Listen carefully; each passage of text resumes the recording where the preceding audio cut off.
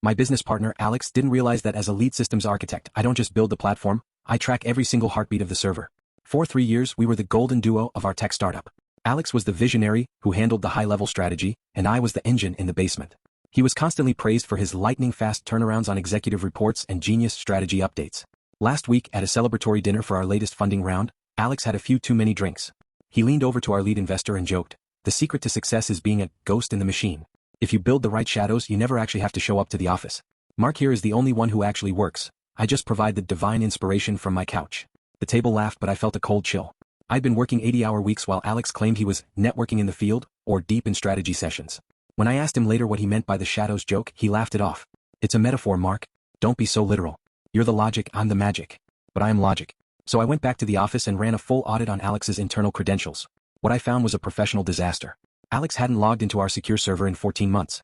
He had set up a sophisticated ghost script, an automated bot that used his credentials to like messages on Slack, send "great job team" emails at random intervals, and even check in to the office Wi-Fi using a spoofed MAC address on a burner phone he left in his desk drawer.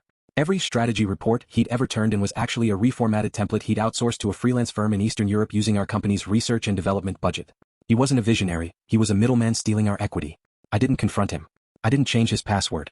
I spent the next 2 weeks upgrading our internal security protocols. I waited for our company's 5-year anniversary gala, which also happened to be Alex's 30th birthday. All our investors, employees, and even his family were there.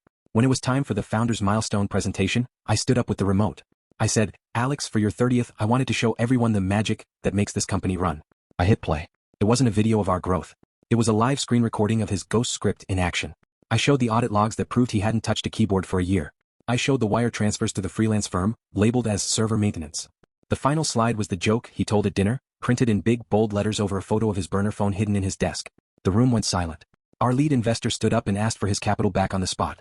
I handed Alex a legal folder. It wasn't a birthday card. It was a for-cause removal notice and a lawsuit for breach of fiduciary duty and embezzlement. I told him, "Since you love being a ghost so much, I've officially haunted your access. You're fired." I walked out of the gala and left him to explain the magic to the board. Now his family is calling me cold for ruining his reputation on his birthday. They say business is business and I should have handled it in a boardroom. Am I the jerk for making the ghost disappear? If you have an interesting story, comment it and I will try to make a video on it. And subscribe so I can make more content like this.